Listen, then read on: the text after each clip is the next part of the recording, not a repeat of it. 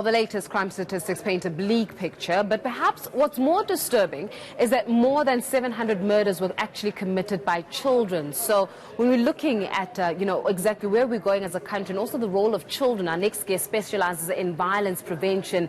Dikezo Mufumadi is a researcher at the Institute for Security Studies and joins us now in studio. Dikezo, thanks a lot for joining us this afternoon. This is shocking, the fact that children are the ones that are committing murder against children. Absolutely, it's very, very shocking. But I think what is very important to note is that our children learn from our behavior. And so what we are seeing currently and what we're seeing our children do is a direct replication, and it's a mirror of our society at the moment. But then the question is, then how do we salvage it? Is it because we've got there's a huge lack in the community where even the essence of Ubuntu has gone away to a point where even children don't understand and how to relate with one another? Because it makes no sense. I'm just going to be, not even as a news anchor now, as a human being, it makes no sense to me how children can start finding it okay to commit murder against other children. Absolutely. I mean, it's quite shocking. It's very, very shocking. But what we know works based on research is that if we implement the correct violence prevention initiatives, we can actually see a decline in this violence that we're seeing at the moment, especially with children.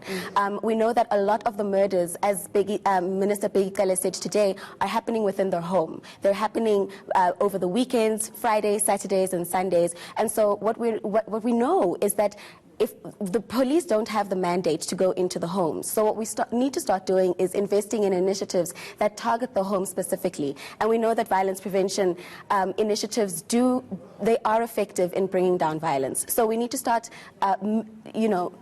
showing our children from the home, teach them skills about conflict resolution so that they know that actually there are other ways over and above violence to try and resolve issues.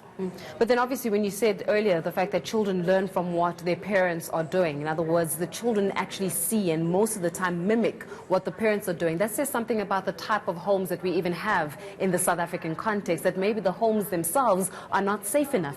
Absolutely, and this is why we need to have, so you see, the whole thing about violence prevention programs is that they don't actually target violence. You know, we don't go into the home in our programs and say violence is wrong, don't do violence. It's small emotional skills that are taught. You teach children how to emotionally regulate themselves. You teach parents to teach children. Once parents start portraying this behavior, once children see their parents, mom and dad, speaking over their disputes rather than punching each other in the face, then we'll start seeing children mimicking this behavior.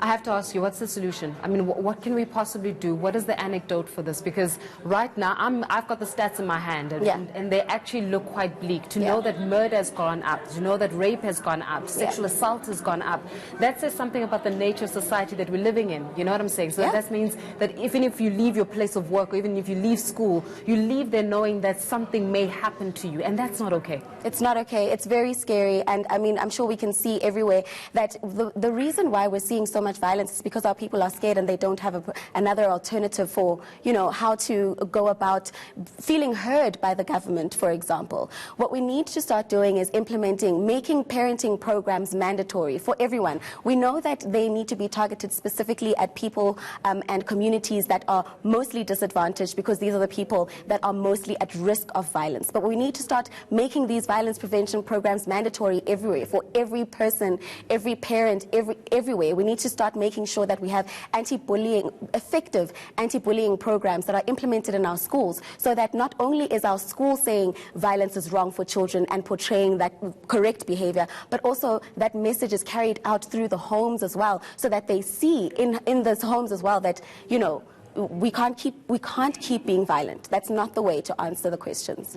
Is society suffering from an effect of despondency? In other words, is it because the economic climate is so bleak in itself that people feel hopeless? And when people feel a sense of hopelessness or non-control, that they actually, display it in different ways and manifest that in maybe violence, and the frustration and aggression then comes into play? Absolutely. What we're seeing right now is almost like a triple whammy. So we know that there are high unemployment rates. We know that the poverty is huge, inequality is huge. And if I can just give you an analogy quickly, imagine a child who is in a home and maybe the mom is on the phone, maybe cooking, not paying attention to this child. This child eventually wanting attention from the mom will act out. They'll start breaking mugs. They'll start, throwing temper tantrums. This is what we're seeing at the moment, is that our people feel completely unheard, completely unprioritized by our government. And so they're lashing out. You won't listen to me, I'm going to lash out and try and get your attention by one mean or another.